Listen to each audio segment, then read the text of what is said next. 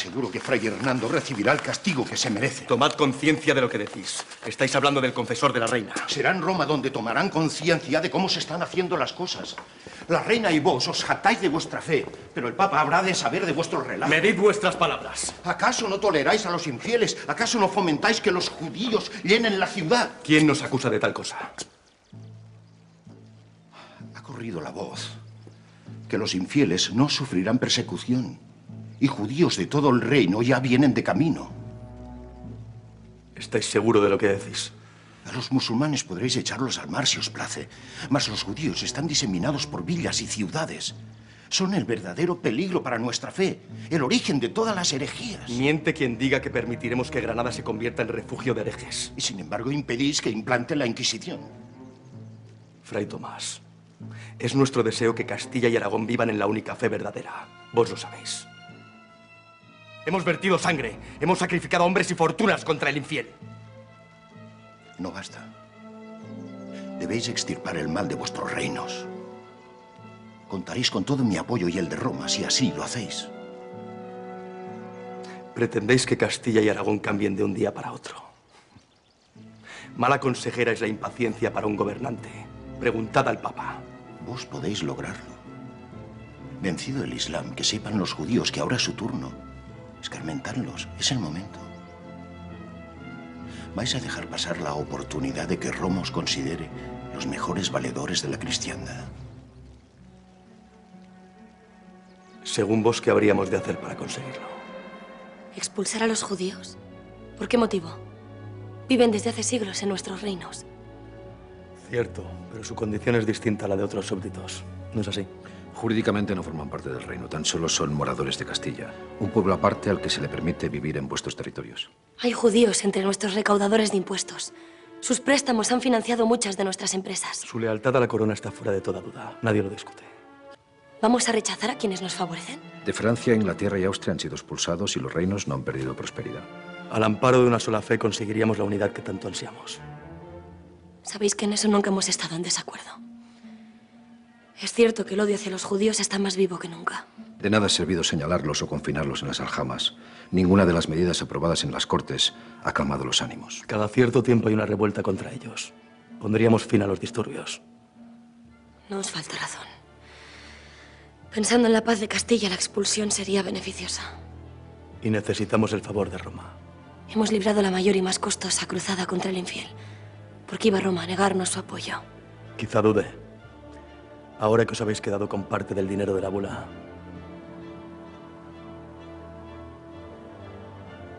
La expulsión apaciguará a Torquemada.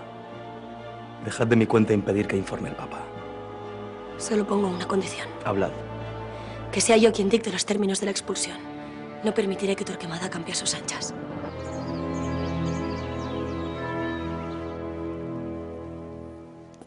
¿Habéis sido vos quien ha solicitado este encuentro con los reyes?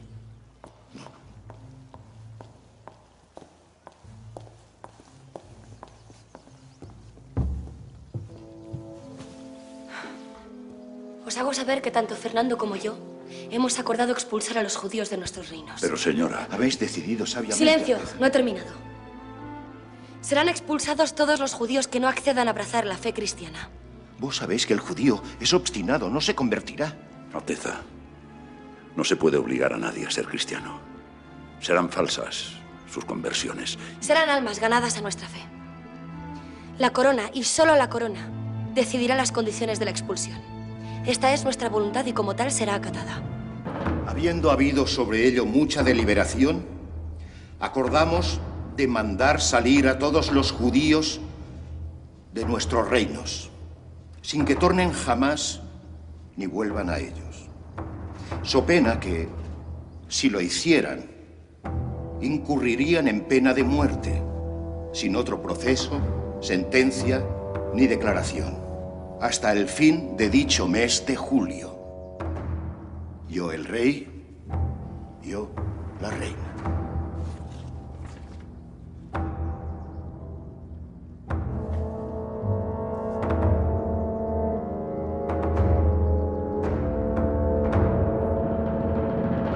En el Consejo de Hombres Eminentes y Caballeros de nuestro reinado, después de muchísima deliberación, se acordó en dictar el siguiente edicto.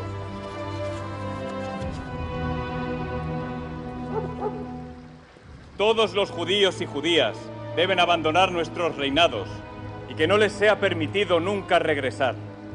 Ordenamos además a los judíos y judías de cualquier edad que partan con sus hijos e hijas, sirvientes y familiares de todas las edades, sin poder llevar consigo oro ni plata, caballos o armas, además de haberse desprendido del resto de sus bienes. Si algún judío que no acepte este edicto es encontrado en estos dominios o regresa, será culpado a muerte. Así lo han ordenado los reyes Fernando e Isabel, tal y como se acordó en 31 de marzo de 1492. En nombre de sus señorías, los reyes Isabel y Fernando, hago saber que a día de hoy el Tribunal de la Santa Inquisición comienza su labor en Sevilla. Durante los siguientes 30 días, quienes se arrepientan por propia voluntad de sus prácticas heréticas recibirán el perdón y la bendición de Cristo, conservarán sus bienes y nada se hará contra ellos. Cuánta misericordia, no queda una palabra. Serán perseguidos, recibirán justo castigo por sus pecados hasta que demuestren arrepentimiento y voluntad de profesar la fe verdadera. Los condenados serán desposeídos de sus propiedades, ellos y sus descendientes. No habrá piedad para los contumaces. Todo cristiano que conozca o sospeche de alguien que judaiza deberá denunciarlo. Su identidad se guardará en secreto. Ningún perjuicio sufrirá quien ayude a combatir la herejía. Pero, señora, ¿no es bastante prueba de misericordia permitirles que eludan la expulsión convirtiéndose?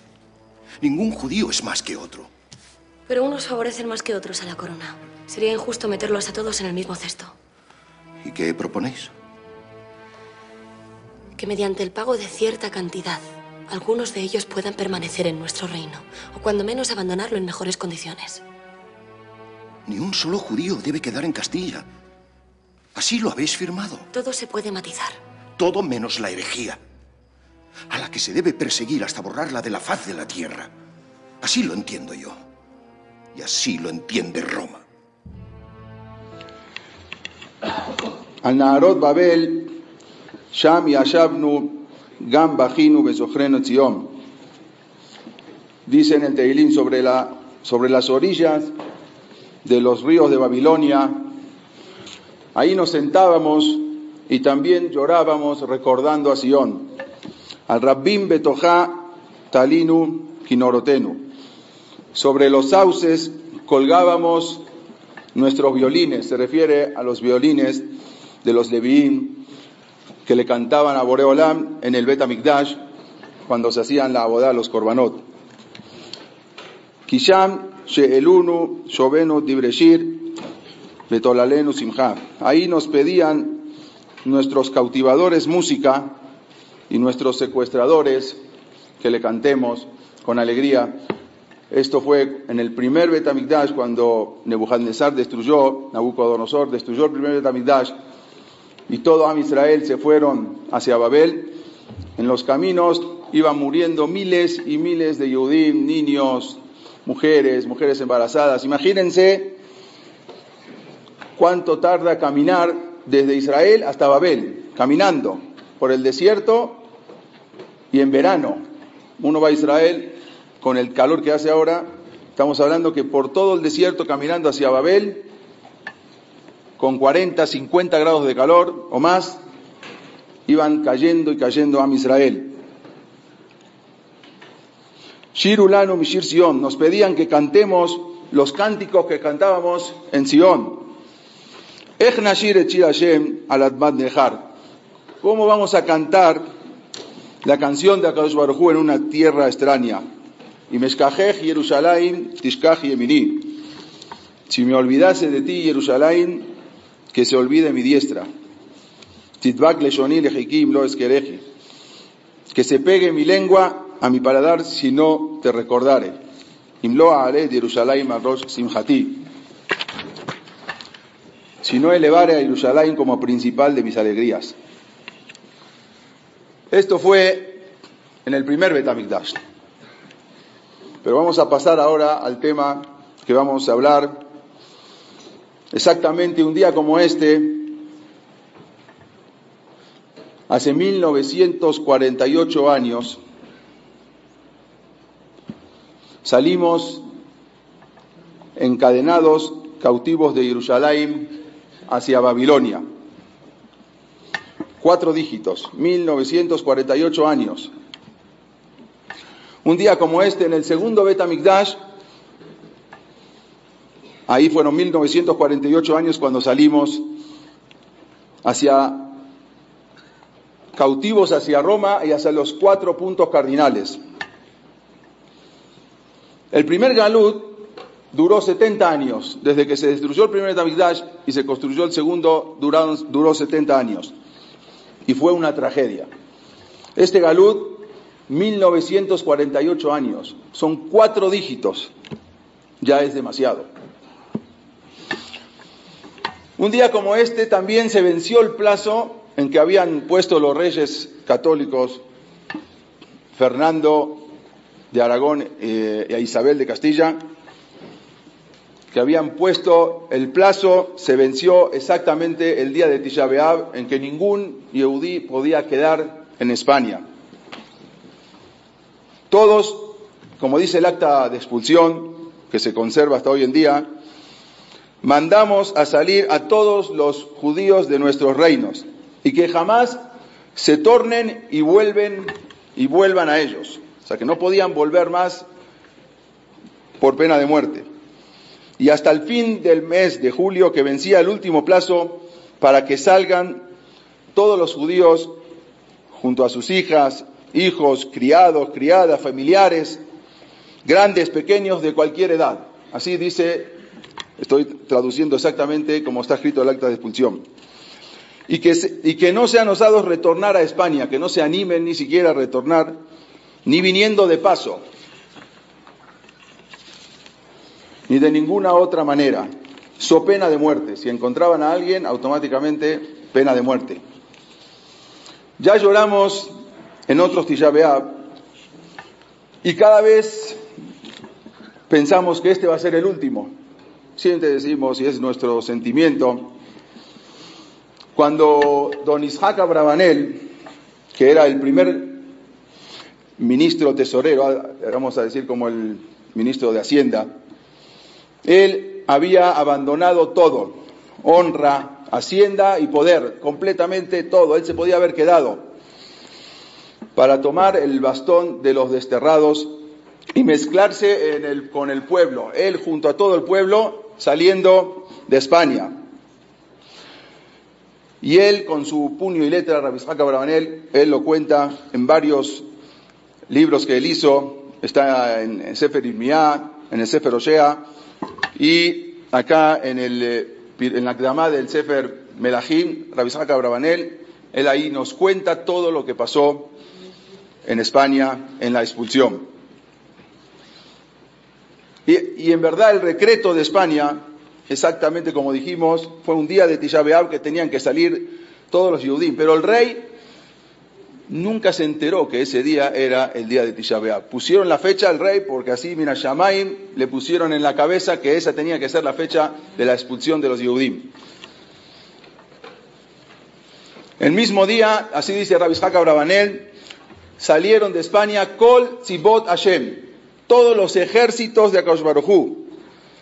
El Rabbi Isaac Abravanel no consideraba al pueblo de Israel como que salían vagabundos, que era un pueblo desterrado, sino al contrario, los consideraba como Kol Tzibot Hashem, el ejército de Akadosh Baruj Hu.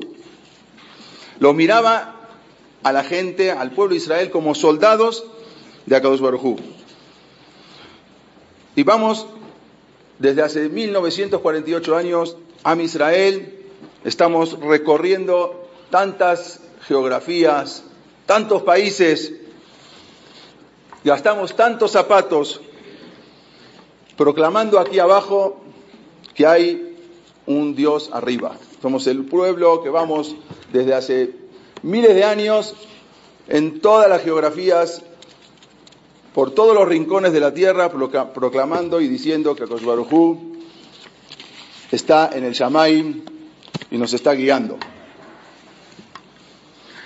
Tenemos que saber una cosa muy importante. Si una persona sabe historia, la persona sabe lo que es el pasado, y sabiendo el pasado, la persona va a entender el presente y va a ver cuál es el futuro. Quienes no aprendemos de la historia, estamos condenados a repetirla. Y vamos a ver que la historia de Am Israel se repite igualito desde el Bet HaMikdash hasta hoy. Todas las veces se ha repetido la misma historia, y ese es el problema, que con el tiempo, Am Israel, nos olvidamos y volvemos a caer en lo mismo. Esa es la forma de poder crear un mejor atid, un mejor futuro para Am Israel, es sabiendo, entendiendo qué pasó en el pasado. ¿Quiénes eran nuestros antepasados? Hay que entender, hay que saber quiénes eran nuestros avot, quiénes eran nuestros abuelos. Tenemos que saber que cada uno de nosotros somos una hoja de aquel árbol que habían plantado Abraham, Isaac y Jacob. Entonces somos la generación, la cadena, y tenemos que seguir. Para ver lo que vamos a escuchar ahora, trajimos una fuente directa, como se llama un Keli Rishon. ¿Qué mejor que Rabbi Yitzhak Abravanel, que era el tesorero de la corte de España, para que él nos relate qué pasó? O sea, puede venir un historiador y después de muchos años empezar a contar qué pasó, pero Rabbi Yitzhak Abravanel, él era el que estaba frente a los reyes y él era el que insistió para que Israel se quede en España, que es lo que vamos a ver ahora. Y él nos cuenta, todo el que quiere lo puede ver, en el Sefer Melahim, en la Akdamá del Sefer Melahim, del Rabbi Yitzhak Abravanel, cuenta toda la historia en forma de pesukim, de qué es lo que pasó con los reyes y qué es lo que pasó con Am Israel. Hoy se cumplen 524 años del Girush Sefarad, de la expulsión de los Yehudim, de nuestros antepasados de España.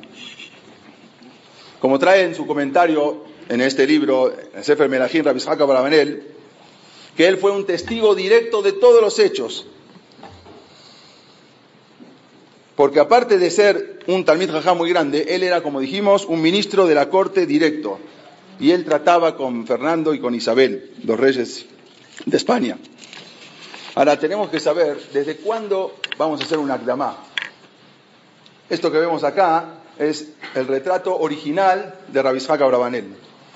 No tenemos siempre muchos retratos de Talmidei Jajamim, pero de ciertos Talmidei Jajamim que estaban en la política, a veces tenemos, y así se veía Rabbi Yitzhak Abravanel. Tenemos que saber que desde cuándo los Yehudim están en España. ¿Cuándo llegaron los Yehudim a España? ¿Desde qué época se empezaron a instalar en Sefarad, en España, los Yehudim? Hay un pasuk en el Naví Obadia que dice lo siguiente: Begalut Yerushalayim asher bisfarad irshu et area Negev. El pasuk está escrito y habla de Sefarad, de España, y lo escribe el Naví Obadia. ¿Alguien sabe en qué época vivió Obadia, Naví? Vivió en la época de Ahab. Estamos hablando que era el primer Bet HaMikdash. Y ya dice que cuando venga el Mashiach van a venir de todos lados los Yehudim y también de Sefarad. Quiere decir que ya había Yehudim en Sefarad. Hay un pasuk que ahora se va a ver en el video. Es un pasuk que trae el pasuk que trae de Obadia y que menciona Sefarad.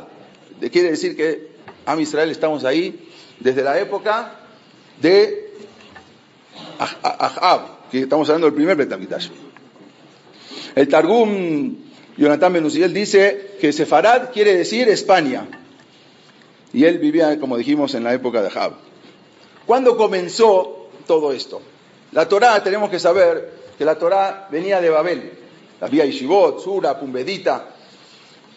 El último Gaón de Babel fue Rabhai Gaón, y con él se cerró las Yeshivot. ya no había dinero para mantenerlas, las yeshivot en Sura y en Pumbedita se cerraron. Pero había unos alumnos de Rav Hai Gaon que no aceptaban que se cierren las yeshivot. ¿Por qué se van a cerrar las yeshivot? Vamos a salir a juntar dinero por todo el mundo y traemos y vamos a continuar. Y así pasó, y lo cuenta todo el Rab Abraham Ibn Dahub, que él vivió en Toledo en el año 1170, y él contó cómo fue la historia. Una vez le habíamos contado que salieron 4 jóvenes alumnos de Rav Hai Gaon a juntar dinero, cada uno se dividió para ir a diferentes puntos cardinales y traer dinero para que continúen las yeshivot de Sura y de Pumbedita. Y salieron estos 4 alumnos, pero en ese momento había muchos piratas en el mar y el califa de Córdoba había mandado a atrapar a la gente que estaba en el mar y sacarles todas sus pertenencias. Había un capitán que iba encontró un barco que salía del puerto de Bari y los capturó, y resulta que vio que había judíos. Entonces dijo, estos no son son para negociar. Sé que los judíos pagan bien para rescatar a sus hermanos. Entonces, entre estos pasajeros venían, como dijimos, 4 grandes talmidei jajamim. Uno era Rab Hushiel. Rab Hushiel era el papá de Rabbeinu Hananel. Que sabemos en la Gemara, Rabbeinu Hananel era Rab Hushiel, venía el papá, era joven. Rab Shemaria, también venía Rab Moshe Ben Hanoch. Él viajaba con su esposa y su hijo, era el único que venía con su esposa y su hijo, y hay un cuarto que dicen, no se sabe bien, pero parece que era uno, Rabbi Natan Ababli, no el de la Gemara, otro Rabbi Natan Ababli, que después lo vendieron a Francia. ¿Qué hicieron? Este comandante se llamaba Ibn Rumais. Los capturó y los fue a vender a cada uno en un puerto diferente. Y así pasó, que los vendió a cada uno en Egipto. El otro lo vendió en España, pero resulta que él se dio cuenta que estos valían mucho dinero. Rabbe Shemaria fue y lo vendió en Alejandría. Inmediatamente los Yehudim siempre iban al puerto a ver quién estaba ahí, algún judío para rescatar, lo rescataron, se dieron cuenta que era un talmid jajam grande y lo pusieron como rab de la comunidad de Alejandría. Quiere decir que la Torá de Babel ya se pasó a Alejandría, ya se pasó a África. Pertenece a Egipto. A Rab Hushiel, el papá de Rabbeinu Hananel, lo rescataron los hermanos en la ciudad de Cairam, es en Túnez. Y ahí también se dio cuenta que era un talmid jajam y lo pusieron como un talmid jajam. Luego a Rab Moshe Ben Hanoch lo llevaron a España y también lo vendieron ahí como prisionero. Pero antes de llevarlo a España, en el viaje, ese Ibn Rumais, el comandante, puso los ojos en la mujer de Rabbi Moshe Ben Hanoch y empezó a cortejarla, empezó a seguirla, y la mujer se dio cuenta que no iba a salir de ahí a menos que agarren al esposo y lo tiren al mar y al hijo y se quede él para abusarse de la esposa y llevársela prisionera. Tanto ya la tenía obsesionada este Ibn Rumais que una vez acercó a la esposa con Rab Moshe Ben Hanoch y le dijo, sin que él siquiera pensara, le dijo, dime una cosa, le dijo al esposo, ¿los que mueren en el mar también tienen Tihayat Ametim o no? Entonces él le dijo, sí, batalla, hay un pasuk en el Teilim. El pasuk dice, Amar Hashem y Basham Ashib, Ashib mi Mesulot Yam. Kosberjú, cuando venga el Mashiach, va a sacar a todos los que están ahogados en el fondo del mar y los va a hacer Tihayat Ametim. No lo pensó 2 veces, la mujer se fue a la prueba, se aventó al mar y se murió. La esposa de Rabbi Moshe Ben Hanoch. Nunca se imaginó que con esta respuesta que le iba a dar a la esposa era para suicidarse, o sea, y no llegar a las manos del Ibn Rumais, del comandante. Después de este hecho, lo llevaron a Rabbi Moshe Ben Hanoch, lo llevan a España y ahí lo venden, igual que en todos lados, los Yehudim los rescataron.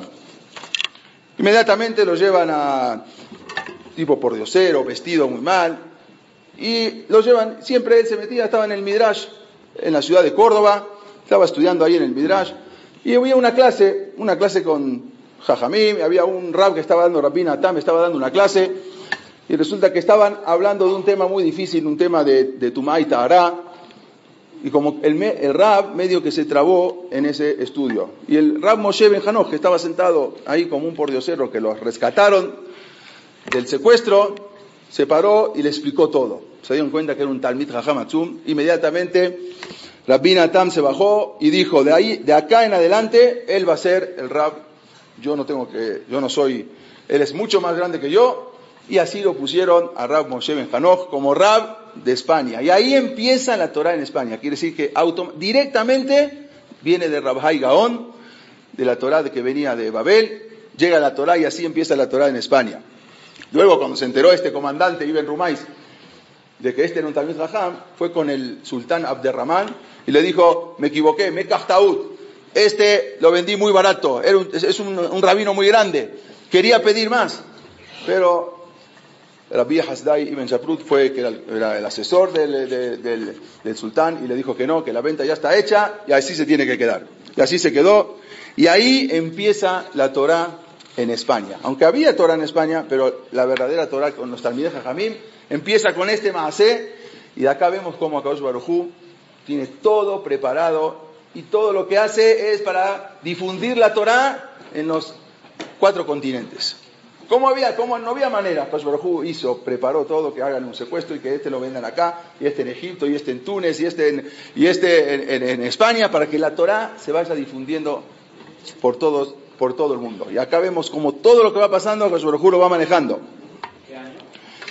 En el año 900 estamos hablando. Antes todavía de 970. ¿Quiénes eran los alumnos de este Rab Moshe Ben Hanoch? Para entender, a ver quiénes eran.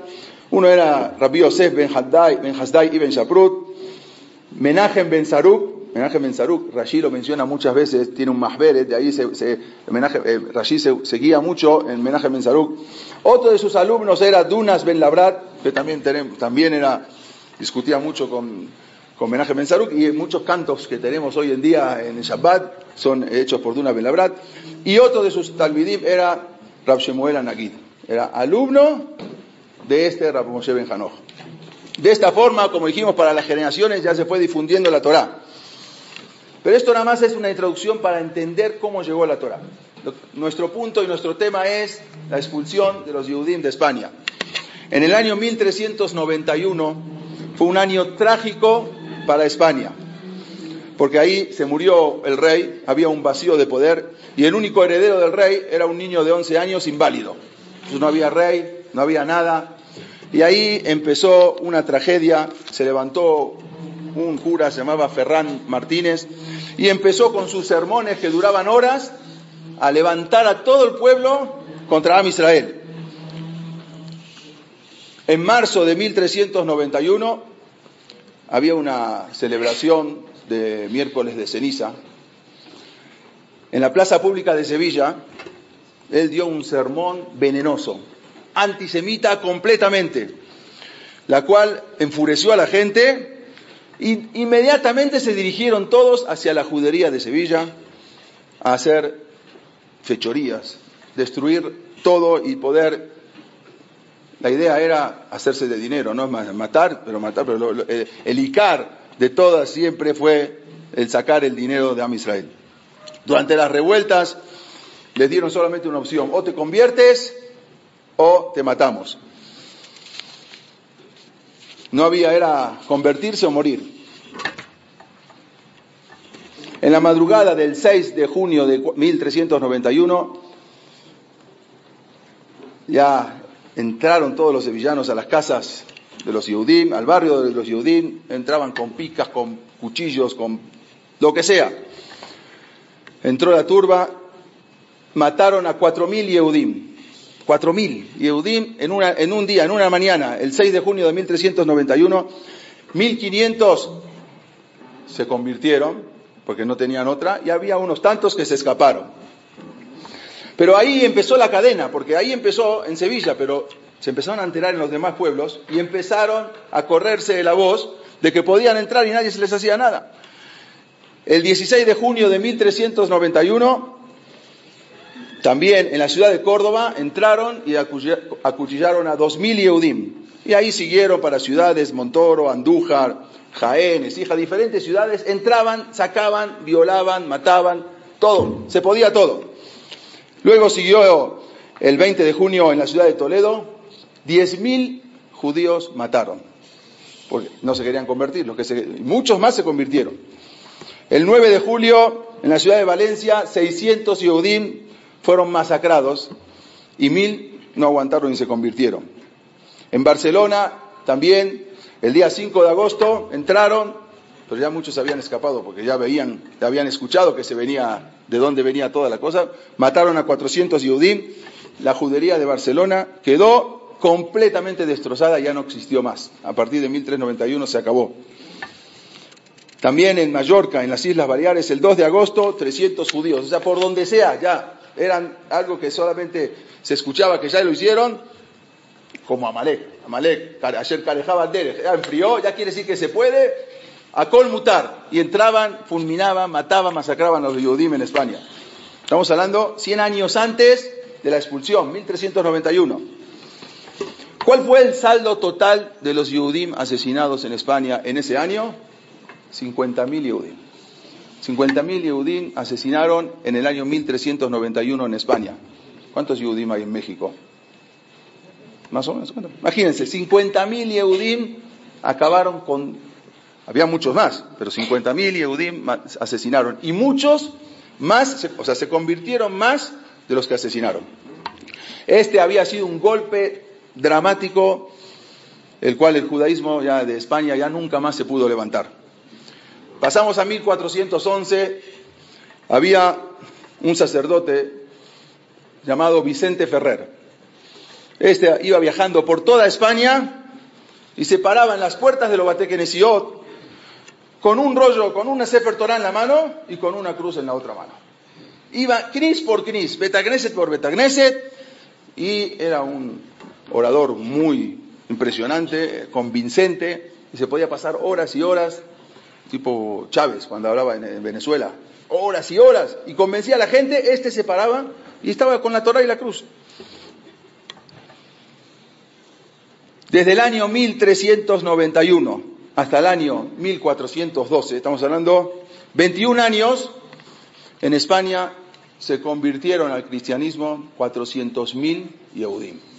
400.000 Yehudim se pasaron de Yahadut y se fueron. Unos por miedo y otros convencidos. Una de las razones de tanta gente, como uno piensa, 400.000 Yehudim que se pueden convertir. Y estamos hablando de los tiempos de antes, no de los tiempos de ahora. ¿Por qué tanto? No querían perder sus privilegios, su cómodo estilo de vida. Tenían estilo, el Yehudí estaba presionado, tenía que pagar un impuesto real, todo Yehudí. Tenían que vestir de una forma, no podían acceder a escuelas, a universidades, no podían ser doctores, les cerraban todas las puertas. Si se convertía, automáticamente les abrían todas las puertas. Entonces muchos se convertían a la vista de la gente, pero en su casa seguían profesando el Yahadut. Estos se llamaban los marranos, los criptojudíos. Pero había otros que lo hacían de verdad y llevaban a toda su familia a bautizarse. Hay un astrónomo que dice, muy famoso, y era rab también, Abraham Zacuto.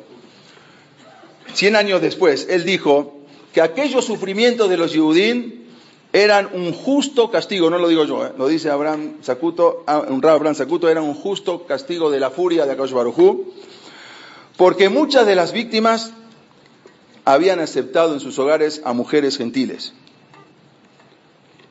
Y de aquellas uniones habían nacido hijos que luego dieron la muerte a sus propios padres. O sea, de los mismos Yehudim mezclados, ahí salían todos los Meshumadim.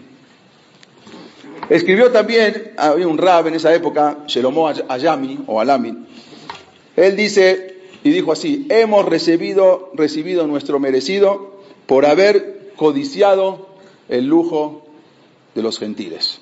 Así él mismo había escrito.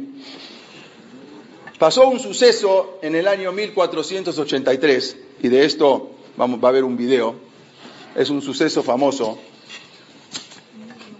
y que dicen que de esto, así los goyim traen en los libros y todo, que este fue, digamos, la gota que derramó el vaso de la furia con los Yehudim, y después de ahí vino la expulsión de España.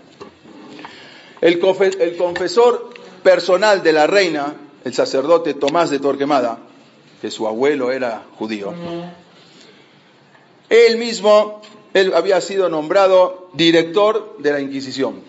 Él era el inquisidor general de España.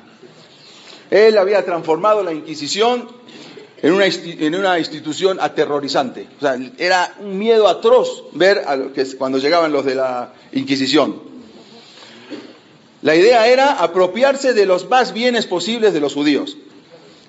O sea, el que acusaban, afirmó al Zafek, si era o no, automáticamente perdía todos sus bienes. Entonces, imagínense, cualquiera que acusan, no importa, primero que todo le confiscan todos sus bienes y después vemos si fue verdad o no. Y si fue verdad, lo matan. Y si nos equivocamos, lo regresan a su casa, pero los bienes ya no se lo regresan. Entonces, imagínense lo que era para la iglesia empezar a sacar y agarrar a Yehudim.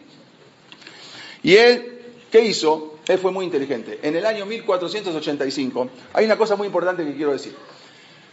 ¿A quién perseguía la Inquisición? La Inquisición no perseguía al Yehudí.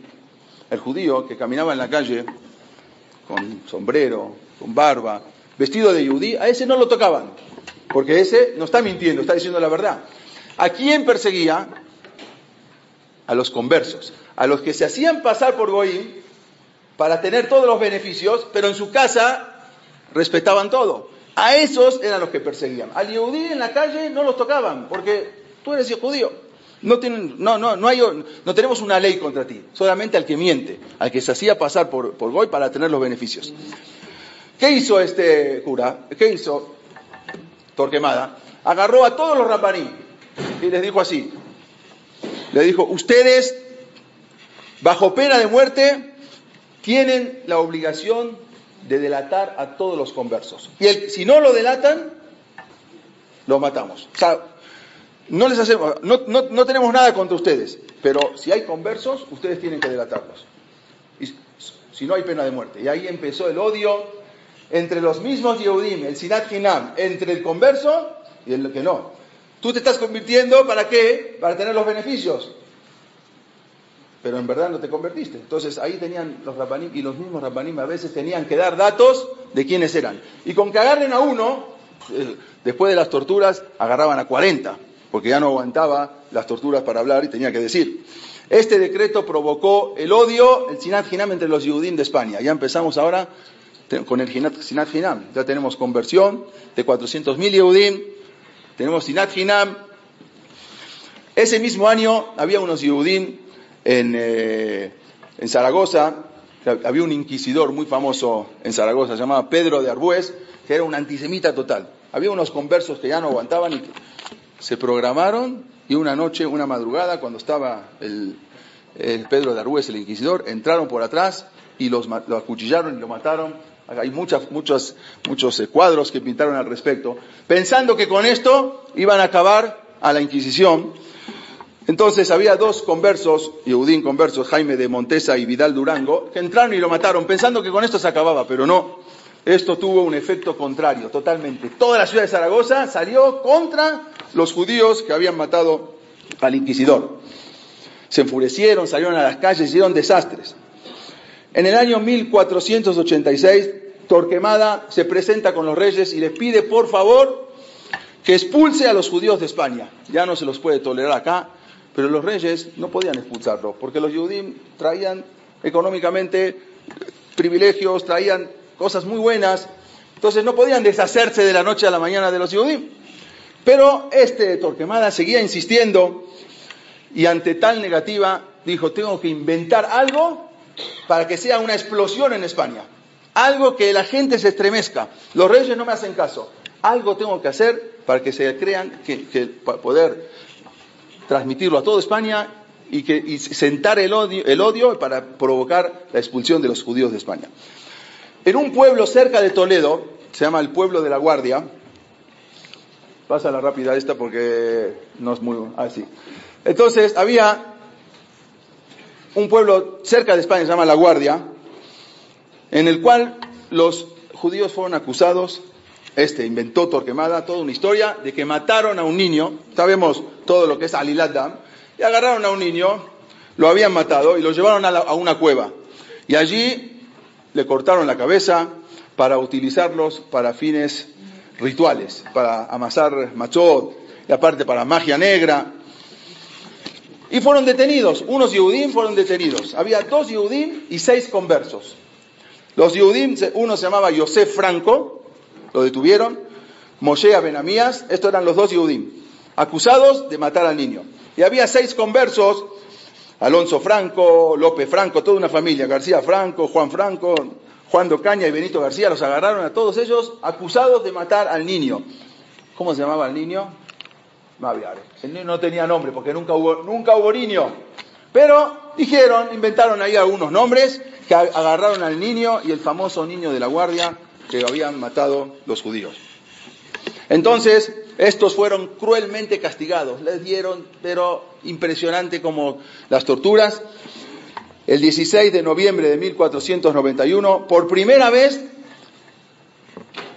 judíos no conversos, Yehudim, fueron quemados, porque a los quemaban eran a los como dijimos, a los criptojudíos, a los marranos, a los Yehudim no. Por primera vez quemaron a 2 Yehudim en la hoguera, en el brasero de Dehesa en Ávila. Incluso la casa de Yosef Franco la destruyeron, esta para que vean la historia, ahí traen también, pero como la cuentan los goyim. La casa de Yosef Franco la destruyeron y ahí hicieron una ermita, una iglesia. Y hasta hoy en día se conserva. Vamos a ver la foto, está. Esta era la casa donde vivía Yosef Franco, la casa más chiquita, la tiraron abajo e hicieron lo que hasta ahora se puede ver en el pueblo de La Guardia. Y así, aún se conserva en el Archivo Histórico de Madrid el proceso completo de la acusación contra Yosef Franco y todos estos Yehudim, nada más que está un poco transgiversado.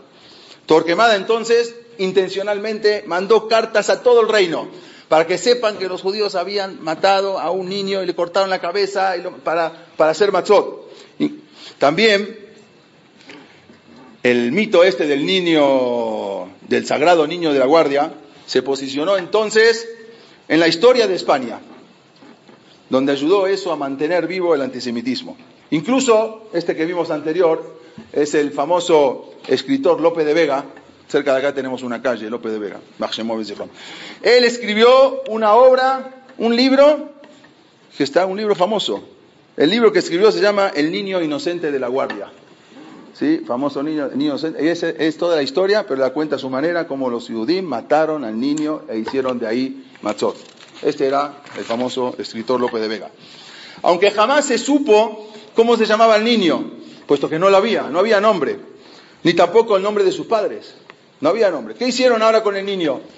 Cada 27 de septiembre sacan un pesebre, una estatua, es un día feriado en el pueblo de La Guardia, y todos van con la estatua del niño, haciéndole Avodah Zará, siguiéndolo, y eso es el día 27 de septiembre, que hasta hoy en día se festeja en el pueblo de La Guardia, porque los Yehudim habían matado supuestamente a ese niño.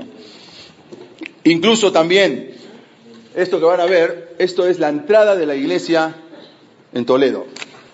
Y en una puerta, en un lado de la puerta, se ve, no sé si se puede agrandar un poco más, del lado izquierdo, se ve como está pintado unos judíos agarrando al niño y secuestrándolo. Del lado derecho, ahí se ve como están agarrando a un niño, está pintado desde hace 500 años. Y del otro lado ya se ve como lo están matando, crucificando al niño. Esto está todavía ahí, de algo que nunca existió.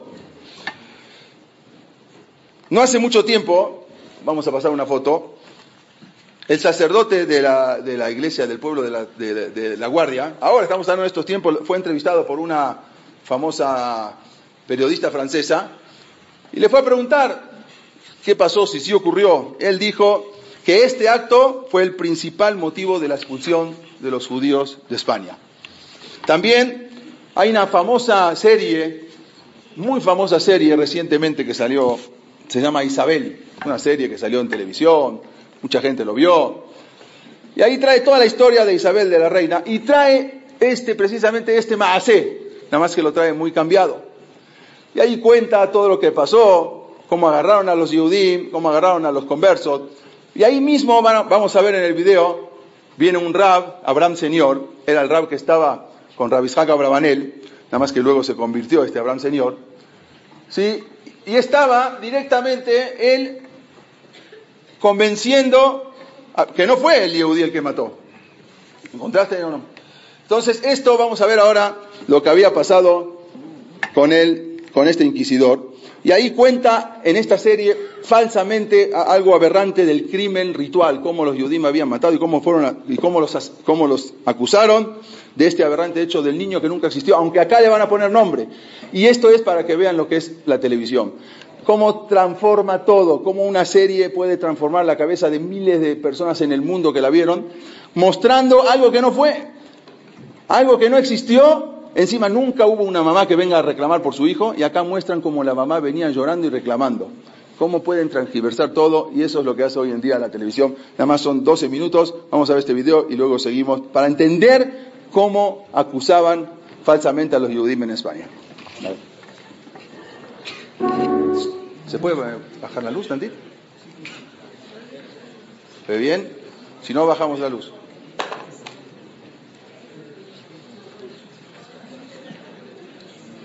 Acá le estoy sacando porque tiene un poco de música al principio, pero ahorita ya vamos a poner para que entendamos un poco qué es lo que estaba ocurriendo en España en esta serie. Nada más no vean esto, nada más que está Rusia, ¿no?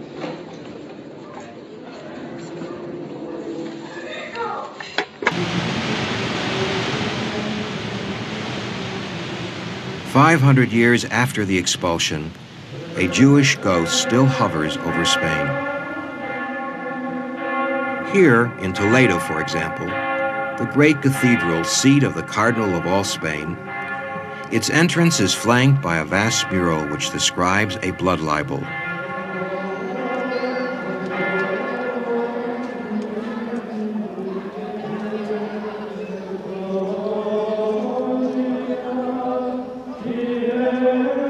History books devote an entire chapter to the Holy Child of LaGuardia,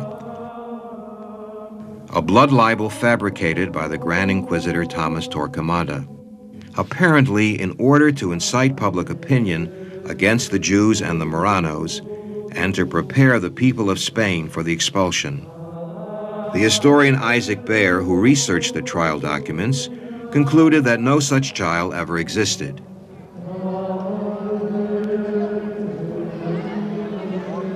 However, here at the Toledo Cathedral, they regard these murals as telling a true story. A local guy told me that the child was kidnapped here at this gate and smuggled away to the town of LaGuardia, where he was crucified and his heart ripped from his body.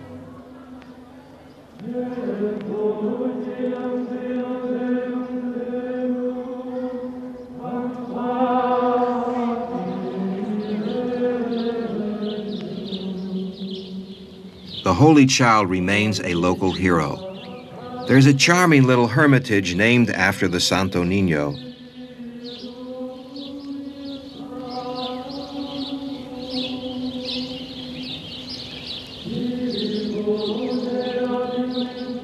And a nearby winery bears the name Santo Niño de la Guardia.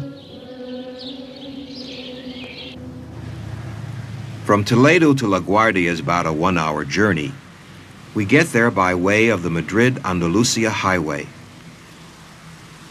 One example of the economic miracle which has made Spain a major partner in the European community.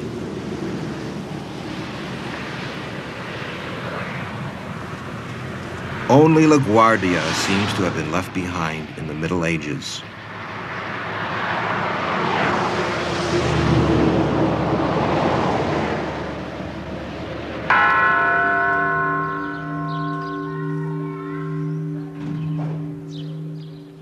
The Holy Child, who never was, lives on in the hearts and minds of the local people.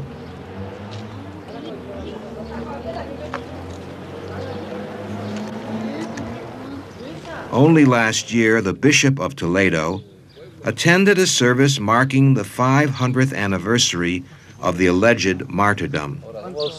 Ahora estamos interesados, hemos visto en la televisión porque hubo aquí una historia de Santo Niño. ¿Era aquí? Sí, sí. ¿Qué es lo que ocurrió? ¿Cómo es la historia de esto? Pues un niño que sí. lo mataron en Toledo ¿Qué es la historia que usted conoce? ¿Qué es lo que fue? No en muchos detalles, así. Lo que le han contado, eso, que se llevaron al niño... Sí, que dijeron que... Y le quitaron el corazón y se lo llevaron a Toledo. Hay quien tiene una historia muy grande.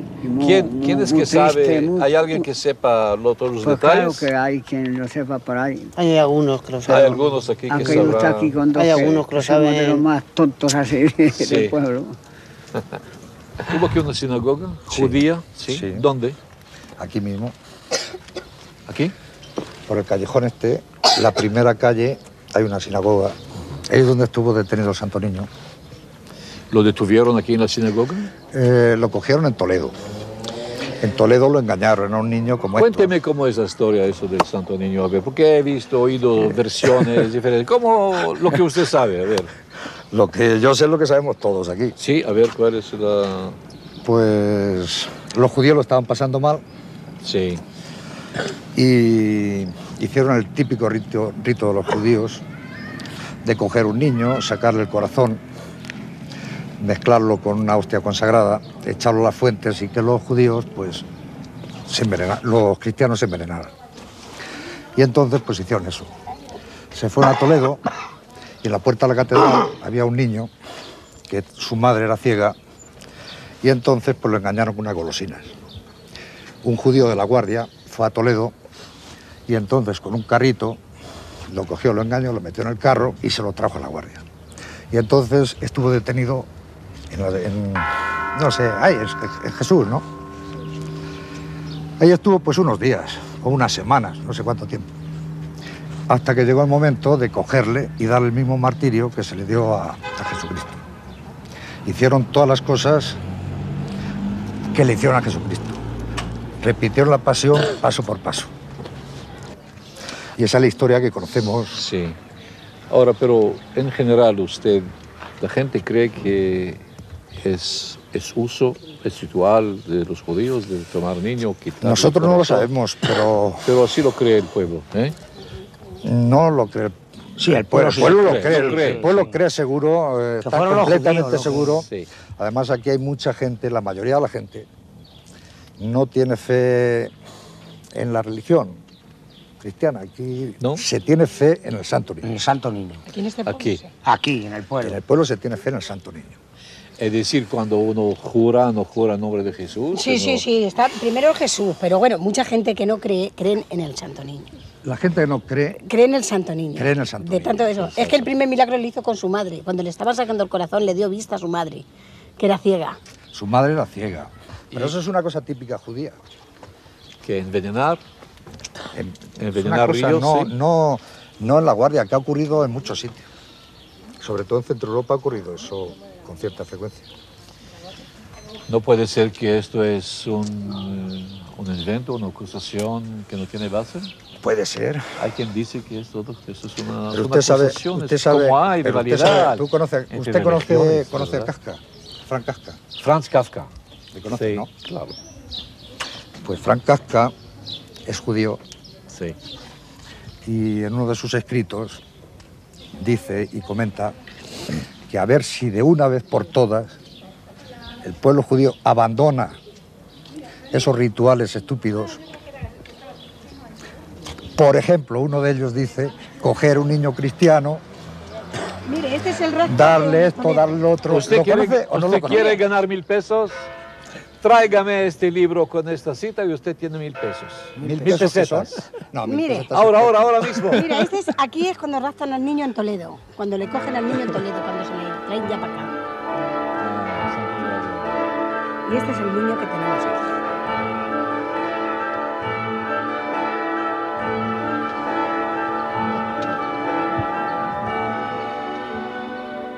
I listened at length to these people of LaGuardia. I saw for myself how an old, evil, and baseless legend, which led to such terrible persecution of our people, still lives on in the hearts of those who probably never saw a Jew in their entire lives. And the lie handed down from generation to generation even gets its blessing in our day and age from the Bishop of Toledo. Had I not been there, I would never have believed it.